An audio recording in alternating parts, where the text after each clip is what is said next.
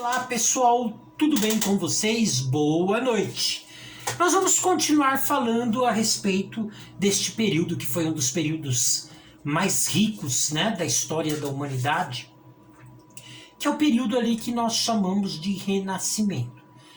Numa primeira aula, né, nós trabalhamos a ideia de que o Renascimento foi um período em que vários artistas, né, como Leonardo da Vinci, Michelangelo, Rafael, através das suas obras, pinturas, estátuas, eles reproduziam a mentalidade burguesa e desta forma eles conseguiram mudar a mentalidade das pessoas com aquilo que nós chamamos de dessacralização, ou seja, colocar aquilo que é sagrado com aquilo que é sagrado com aquilo que é natural no mesmo prisma, no mesmo estágio, né? Desta forma eles estavam combatendo a mentalidade religiosa.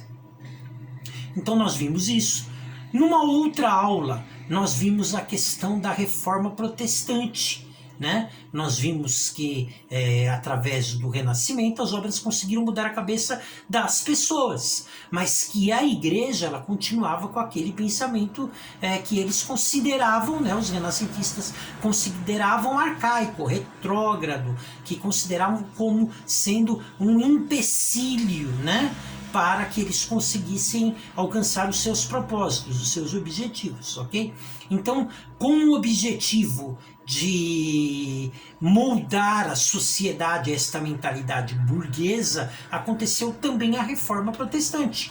Na Reforma Protestante, a igreja ela adquire um caráter, entre aspas, burguês, ou seja, autônomo, um caráter voltado à prosperidade, à aquisição de riquezas, né? Então surge uma igreja com uma mentalidade burguesa, onde a riqueza já não é mais vista como uma tentação, como algo perigoso. Antes ela passa a ser vista como uma bênção, como um sinal, né, da bênção divina na vida da pessoa.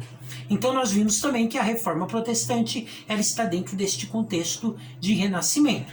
Também vimos um pouquinho a respeito da Contra-Reforma, ou seja, a Igreja Católica assistiu a isso tudo de braços cruzados? Não, ela também teve a sua própria reforma, né? Então ela colocou vários elementos ali em destaque, em processo, tentando desta forma refrear o ímpeto da Reforma Protestante e fazendo também uma reforma interna, né? Então nós vimos tudo isso nas aulas anteriores. Um outro aspecto que também faz parte, que está dentro desse contexto do Renascimento, eu quero falar um pouco sobre isso nesta aula, é a respeito das grandes navegações, ok? Por exemplo, o Brasil ele é descoberto entre aspas, descoberto em 1500. Né, dentro deste período que nós estamos falando. Então, nós vimos aqui que a Europa passou por uma mudança muito grande, né? Os 1000 anos ali, em que ela estava no período feudal, em que não havia uma transição social, e isso, de uma certa forma, refreou um pouco o avanço dela no aspecto tecnológico, no aspecto econômico. Mas, com o advento do Renascimento, esses freios foram tirados e de repente a Europa ela fica pequena, ok? Ela fica pequena para o interesse da burguesia. E se ela fica pequena, a forma de você ampliar isto é através daquilo que nós vamos chamar de colonização. Num primeiro momento eu definiria o termo colonização para vocês da seguinte forma: colonizar é fixar residência em um determinado lugar por tempo indeterminado, até conseguir retirar tudo aquilo que lhe interessa, tá? Então, colonizar, fixar residência em um lugar determinado por um tempo indeterminado, ou seja, pelo tempo que você julgar necessário. Algumas colonizações duraram 50, 100, 200, 300 anos, né? e você vai ficar lá o tempo necessário para você conseguir retirar tudo aquilo que você acha interessante. Muitas vezes o país que ia colonizar, né, a potência que ia colonizar, nem ela sabia o que seria colonizado, porque primeiro ela teria que chegar lá, avaliar, né, o terreno para saber o que tem para tirar. E um exemplo bem claro disso é do Brasil, né? Nós sabemos que quando os europeus chegaram aqui, os portugueses, na verdade eles estavam atrás de ouro, né? Que é o momento do metalismo. Daqui a pouco eu vou falar sobre isso com vocês. Então, eles estão aqui principalmente atrás de ouro. Eles encontraram ouro só depois de algum tempo lá em Minas Gerais, mas num primeiro momento não encontraram ouro, né? Então, eles avaliaram, mas eles encontraram uma outra coisa que naquele primeiro momento tornou-se algo bastante interessante, que foi o pau-brasil, da onde vai sair o nome Brasil, né? Para que servia este pau? Este pau era uma madeira que ela tinha uma coloração vermelha, que após passar por um determinado processo, esta tinta vermelha poderia ser retirada e seria utilizada nos tecidos da Europa, né? Então, não encontraram ouro, encontramos pau-brasil, vamos retirar o pau-brasil. E retiraram, basicamente, tudo o que tinha de pau-brasil, né? Hoje em dia você encontra pau-brasil em alguns lugares, né, em destaque. Aqui em Guarulhos, por exemplo, no Bosque Maia, lá tem, quem quiser ver, né, tem lá um pau-brasil lá, né, uma árvore de pau-brasil lá.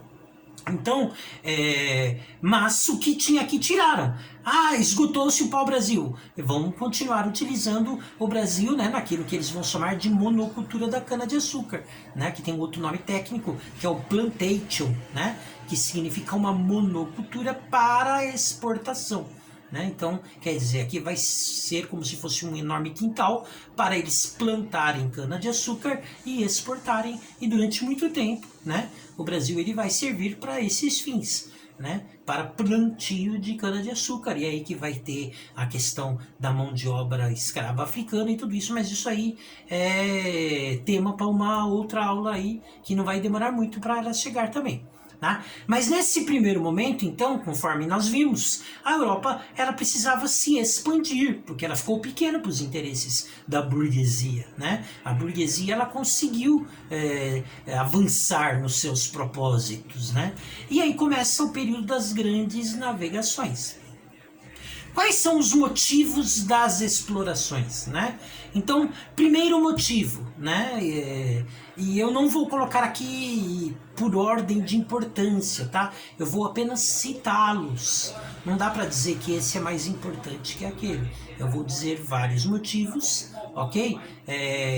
Quando eu digo primeiro, só porque é o primeiro que eu vou citar. Não significa que ele é o mais importante do que os outros, ok? Então, primeiro motivo, o metalismo, né? Conforme, de acordo com uma teoria da época, a forma de você medir, né, a riqueza das nações era através de metais preciosos, entre eles o ouro, ok?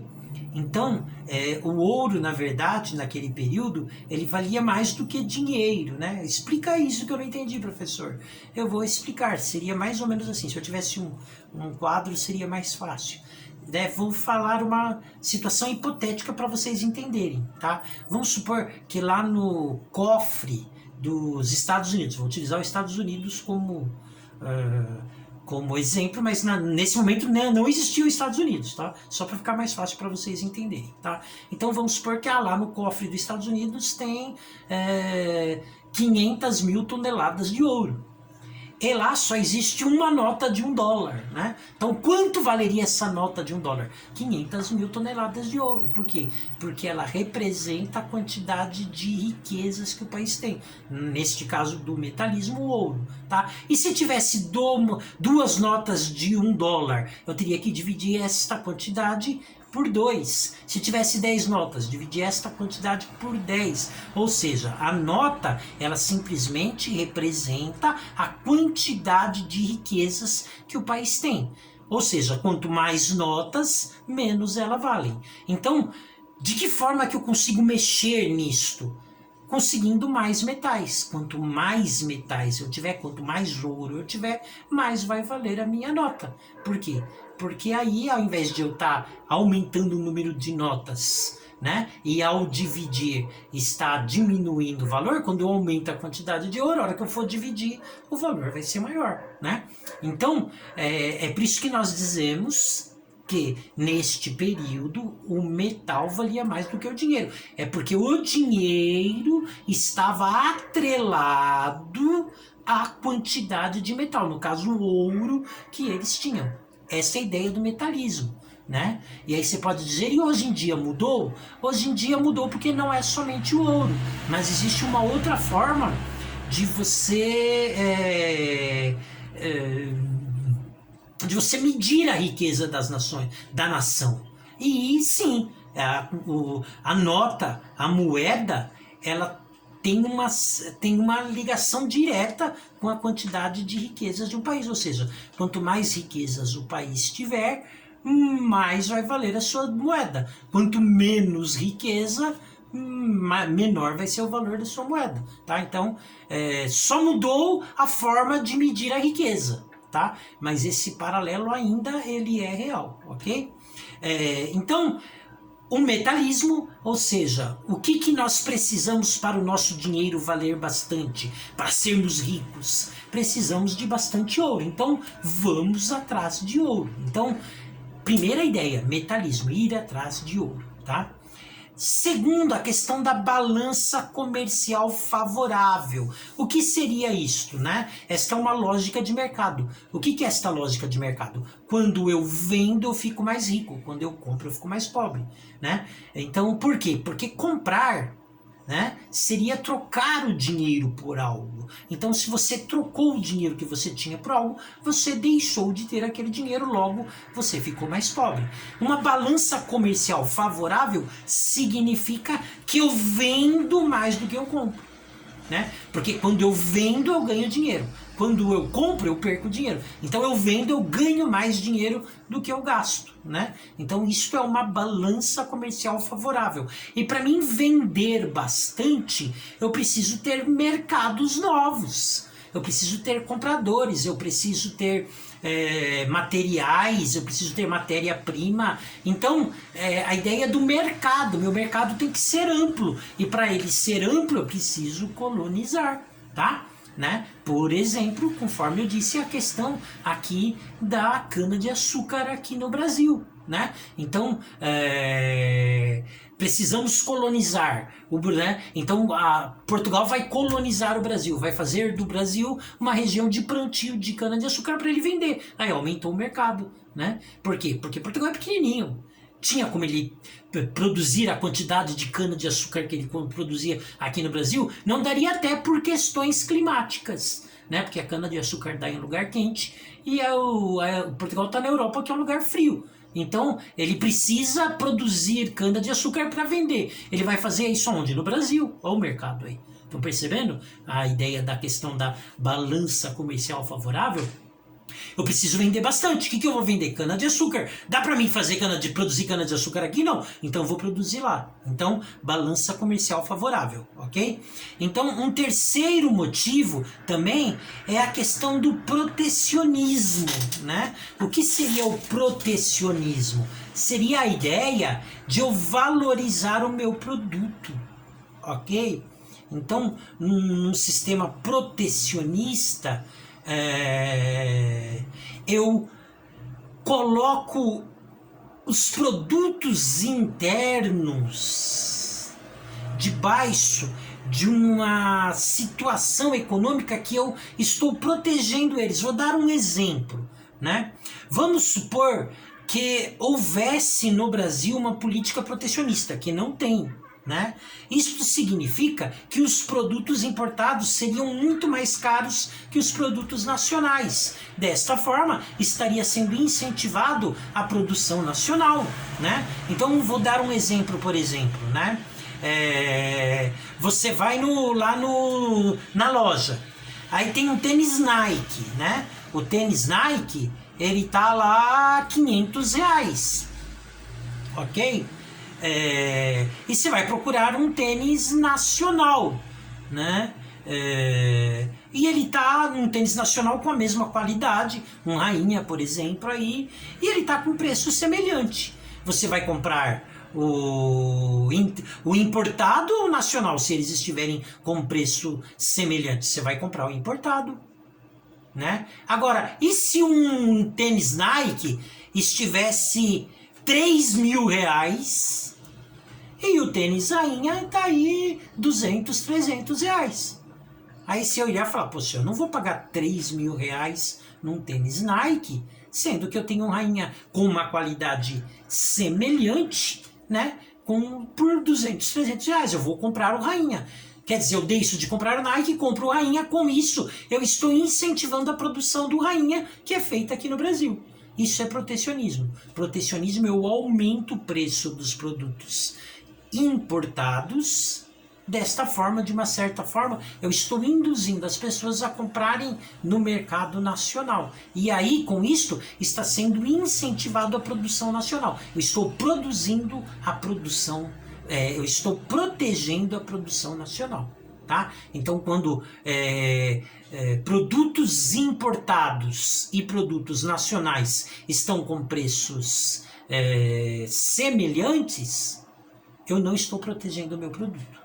Quando eu aumento o imposto dos produtos importados, eu estou protegendo o meu produto. Então esta era uma ideia que também vai fazer com que esta ideia do mercantilismo, que é nessa época, ela esteja em vento e popa. Então nós precisamos valorizar o nosso produto. Para eu valorizar o meu produto, eu tenho que ter esse produto. Para eu ter esse produto, eu tenho que colonizar, não é? Então a colonização, ela vem como uma necessidade do protecionismo. Eu preciso ter este produto produzido por mim, né? E desta forma eu vou induzir as pessoas que moram aqui a comprarem o produto nosso e não o produto deles, tá? Então esse é um dos motivos também que vai incentivar o colonialismo, né? Então nós vimos aqui que é um período de expansão, né? Metalismo, balança comercial favorável, a questão do protecionismo. Existe toda uma batalha econômica. Olha, valores burgueses. Vocês estão percebendo como a burguesia ela passa a comandar os aspectos econômicos, né? Que o feudalismo já passou, já um período que passou, acabou. Tá? Aquele pensamento feudal, né, do campo rural já não vale mais. Agora nós já estamos pensando em cidade, e já estamos além da cidade, já estamos pensando em colonizar, já estamos pensando em ampliar os nossos negócios, em conseguir ouro, em ficar rico, né? Vocês estão percebendo como mudou a mentalidade, né? Então temos já até uma nova igreja que pensa de acordo com este pensamento em que a riqueza ela é um sinal da bênção divina, já não é mais algo a ser temido como uma tentação que pode te levar para o inferno. Esta é uma mudança que acontece, né, na mentalidade da igreja. Então estamos percebendo que este momento é um momento de muitas mudanças, né, em todos os aspectos. E aí eles vão partir para as grandes navegações, né? Então vão conhecer novas terras. E aí que passa a América, né? A nova terra, ela entra dentro agora de um contexto de história mundial, né? Surge aí a América, vai surgir aí o Brasil, né? Porque até então, né? Vocês, por exemplo, quando estudaram lá no primeiro ano e agora no segundo, vocês não ouviram falar de Brasil, né? Estávamos estudando uma história eurocêntrica, a história da Europa. O Brasil vai entrar em cena agora, vai começar a entrar em cena. Agora que nós vamos começar a falar do Brasil, né? Então, é neste período em que a Terra está passando por essa transformação. Tá? Então, para vocês entenderem este período do Renascimento, como isto mudou, né? Na próxima aula, nós vamos falar sobre o Iluminismo. No Iluminismo, eles vão tentar consertar um erro feito no Renascimento. Tá? Por quê? Porque no Renascimento foi dado muito poder ao rei. A partir do momento em que eles tiram a influência da Igreja Católica com a Reforma Protestante, ou seja, a Igreja Católica ela deixa de interferir no governo do rei, este rei ele fica muito poderoso, né? E aí começa a surgir aqueles são os déspotas, né? São os reis extremistas, os reis que são basicamente eles governam sozinho, né? E eles chegam a relegar sobre si a ideia da escolha divina. Eu sou o rei porque Deus me escolheu, né? Então, no iluminismo isso vai começar a ser questionado. Eles vão começar a tirar o poder deste rei, mas isto é assunto para a próxima aula, tá bom? Então, até mais, ó. Tem ali um formulário no finalzinho aí. Vocês vão responder um formulário bem simples, ok? Que vai servir como presença, né? E vai servir também como nota, tá? Porque tudo que o aluno faz vale nota, né? Não chega a ser uma atividade, mas é um pequeno formulário aí que você vai preencher e vai servir também como avaliação da sua participação na aula, tá bom? Boa noite, até mais, até a próxima. Fui!